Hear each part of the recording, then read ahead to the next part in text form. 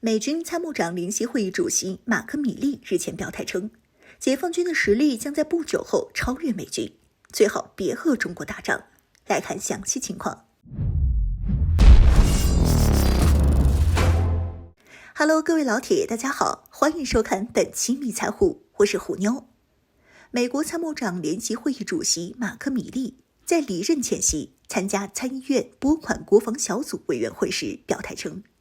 美国主导的国际体系正面临越来越大的压力，中国和俄罗斯都有办法威胁美国的利益。但他也表示，美国与中国或俄罗斯爆发战争也不是不可避免的。米利是美国军方高层少有的务实派，他对于中国军事发展的认识非常深刻。但由于年龄的限制，他的参联会主席一职将由空军参谋长布朗接任。对于中国，米利认为是美国的长期对手，中国将在10年内成为亚洲地区的霸主，解放军军力将在2050年代超过美国的整体军力。但美国与中国的战争既不是不可避免的，也不是迫在眉睫的，言外之意就是最好美中别发生冲突。米利认为目前的首要威胁就是俄罗斯，特别是在目前的条件下，俄乌冲突威胁着欧洲的稳定。美军的战备率已经上升到了多年来最高的数值，现在是美军60%的现役部队处于最高战备状态，可以在1月内部署到战场。目前美军已经将俄罗斯的威胁调整为最高优先级，将陆军的1个军、2个师和3个旅级的战斗部队部署到了欧洲，以应对突发情况。米利表示，任何对手都不应该怀疑美国军队已经准备好了。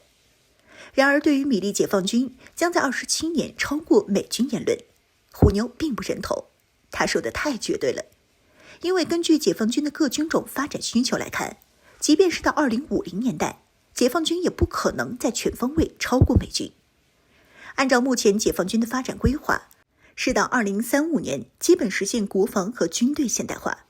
到2050年把人民军队全面建成世界一流军队。其中军力差距最小的应该是空军和陆军。空军方面，从2010年代后，随着中国航空工业实力的上升，陆续向解放军交付了数百架先进战机、轰炸机和运输机。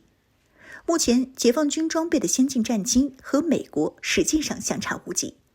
像顶尖的4代半重型战机，如歼11BG、歼16等，中国空军的装备数量已经超过了美军。但是在先进轰炸机、运输机等其他大型机种上，中国空军和美军还有一定差距。但是目前中国国产的大型运输机、加油机已经量产，新轰炸机也将在2030年前量产。可以预计在2050年代，中国空军的战机和其他先进军机数量将超越美国，或者是和其持平。因此，中国空军在2050年代基本上可以至少达到和美国空军同等的实力。陆军就更不用说，即便是放眼现在，经过了新军改后的解放军陆军合成部队，在世界上也是第一梯队的一流强军。拿解放军战力最强的重型合成旅和美军的重装部队相比也不弱。那么在2050年代，以解放军陆军的发展进程而言，肯定是完全超越美军，成为世界第一陆军的。中美军队差距最大的可以说就是海军了。虽然说现在中国海军的总吨位超过200万吨，是世界第2大海军，但是在总吨位和大型舰艇的数量上，和美军海军相比，那就差得多了。美海军现在拥有11艘超级核动力航母、90艘盾舰和数十艘核动力潜艇。因为美国海军要维持其全球霸权的战略，所以其海军的规模是相当庞大的。而中国海军的发展，即便是到了2050年代，也无法确保能够超过美海军。